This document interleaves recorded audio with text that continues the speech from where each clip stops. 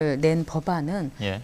10명의 임동규 의원을 포함해서 10명의 의원이 사인을 예, 했습니다. 예. 그렇기 때문에 저희가 이것을 하려면은 하나의 법안이 정말 입법되기 위해서는 아주 굉장히 오랜 기간을 거쳐야 됩니다. 예. 그리고 이것은 저희 한나라당의 공식적인 법안도 아닙니다.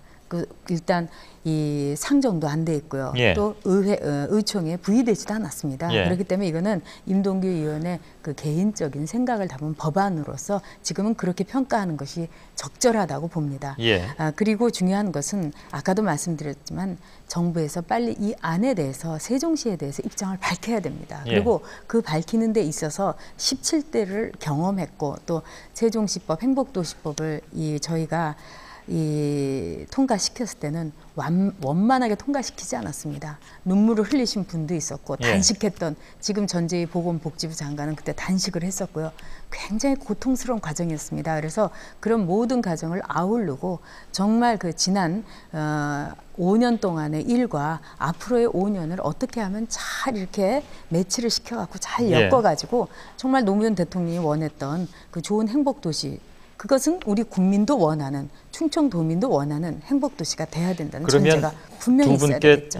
두 분께 동시에 질문을 드리겠습니다. 우선 전효혁 대표께는 본부장께는 이 질문을 드리겠습니다.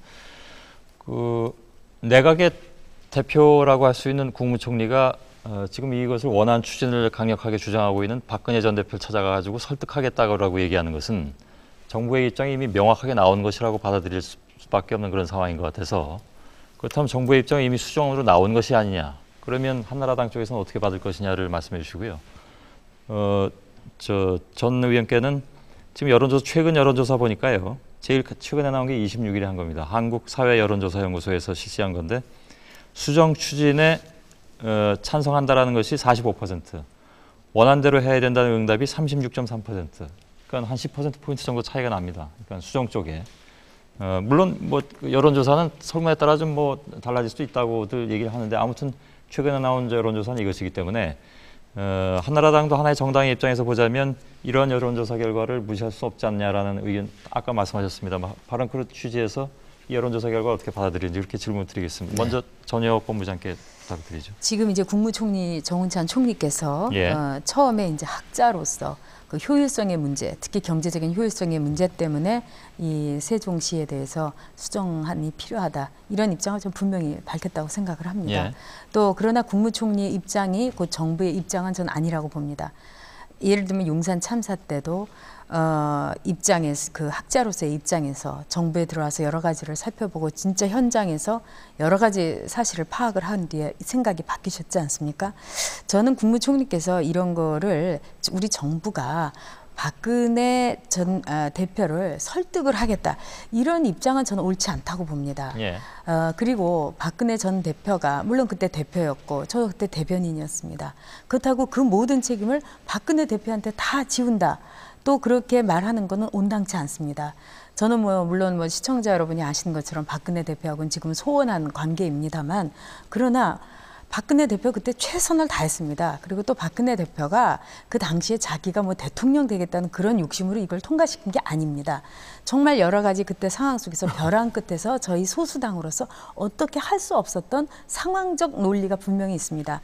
그렇기 때문에 정운찬 총리께서는 이런 경우는 조용히 언론에 얘기하기 전에 박근혜 전 대표께 연락을 조심스럽게 드려서 정부가 사실은 이러이러한 입장이고 또 제 생각은 이런데 어떤 생각을 갖고 계시냐면서 그거를 좀 제대로 조용히 신중하게 진지하게, 아까도 제가 말씀드렸지만은 방법론, 이 어프로치라는 측면에서 우리 정부가 굉장히 서투르다는 생각이 듭니다. 그래서 저희가 이번 재선에서도요, 재보궐선거에서도 굉장히 힘들었습니다.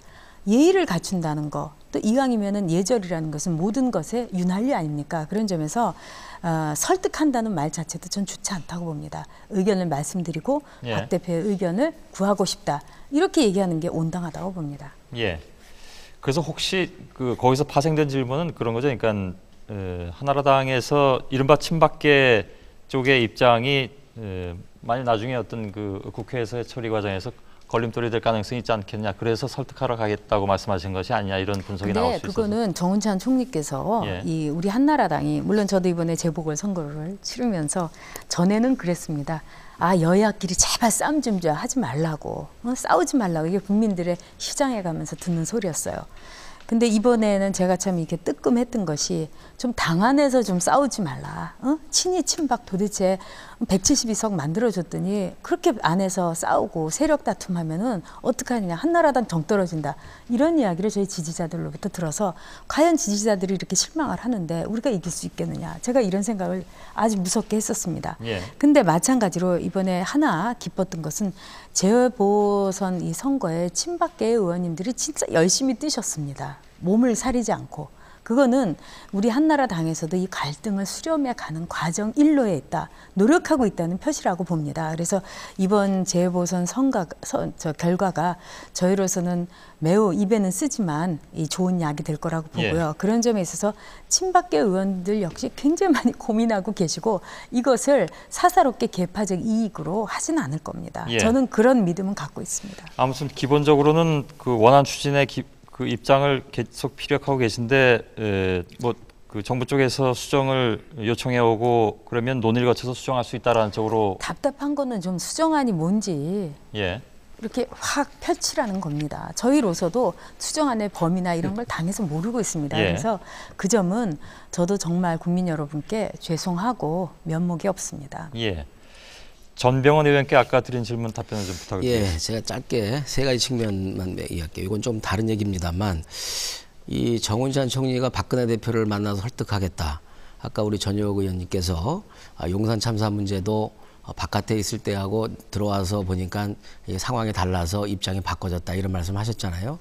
이미 우리 전효국 의원님께서 말씀하셨듯이 저는 우리 사회에 서울대학교 총장 출신이라면 우리 사회 대표적인 간판 그 지식인이고 지성인인데 간판 지식인이나 지성인이 어떤 사회적인 현안 문제를 파악을 하는데 표피적으로만 파악해서 쉽게 또 조금 더 조사를 해서 판단하면은 입장이 번복되는 그런 그 지성인은 좀 문제가 있지 않는가 이렇게 생각을 해요. 그래서 이번에 이번에 그 사회이사 문제로 인해서 정운찬 총리께서 상당히 국민의 신뢰를 잃었는데 그런 점에 있어서도 신뢰를 잃었고 그런 신뢰를 잃은 총리가 이런 그 행복도시 문제를 또다시 바꾸는 일을 한다는 것에 대해서 국민들이 어떻게 생각할까 저는 상당히 퀘스천 마크입니다. 두 번째는요. 전효국 의원님께서 말씀하셨듯이 전효국 의원님께서 지금 세종시 문제를 얘기하면서 저는 야당 의원이 말씀하는 것처럼 느껴졌어요. 여야가 함께 고민해야 될 문제라. 당과 저는요 정부 똑같습니다. 한나라당의 입장이 무엇인지를 분명히 밝혀줘야 된다고 생각합니다. 지금 보면요 당과 정부가 서로 핑퐁 게임을 하고 있어요.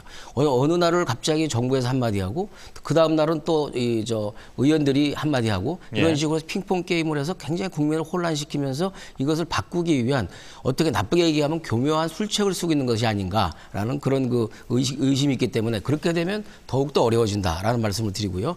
그다음에 이제 수정 추진과 원안 추진 이렇게 말씀하셨는데 수정 추진이 45%고 원안 추진이 36%다. 불과 10%도 안 되는 격차거든요. 여론조사라는 것은 10%도 안 되는 격차, 즉 오차 범위 내에서 조금 벗어난 것인데 이 부분은 전 문제를 제기합니다. 이 수정 추진이라는 것 자체가 의미가 좋습니다. 수정이라고 하는 것은 왜냐하면 나쁜 것부터 조금 또는 교조적인 측면보다는 조금 더 개선되는 것이 수정이라는 의미이기 때문에 그래서 그 수정 추진도 교육, 과학, 미래, 첨단 도시니 지금 좀 전에 말씀드린 대로 녹색, 첨단, 복합 도시 이렇게 화려한 비서 어구를 가지고 그렇게 수정하는 것이 어떻겠느냐 이런 식의 지금 조사를 하고 있기 때문에 이것도 좀 믿을 수가 없다. 저는 이런 식으로 해서 여론조사식으로 결정하려고 했으면 그 엄청난 갈등과 혼란과 파장을 겪었던 이 미디어법이나 좀 여론조사로 결정을 하면 참 좋았을 것을 미디어법 같은 경우는 찬성하는 국민이 한 25% 반대하는 국민이 70%였거든요. 명료하게 미디어법과 관련해서는 여론조사에서 격차가 있었단 말이죠. 이런 것은 안 하면서 불과 10%도 안 되는 격차를 가지고 수정 추진하는 것이 옳다. 이렇게 얘기하는 것은 제가 볼 때는 성급하다. 이렇게 말씀드릴 수 있습니다. 제가 짧게 말씀드리겠습니다. 이 미디어법에 대해서는 또 저희 당이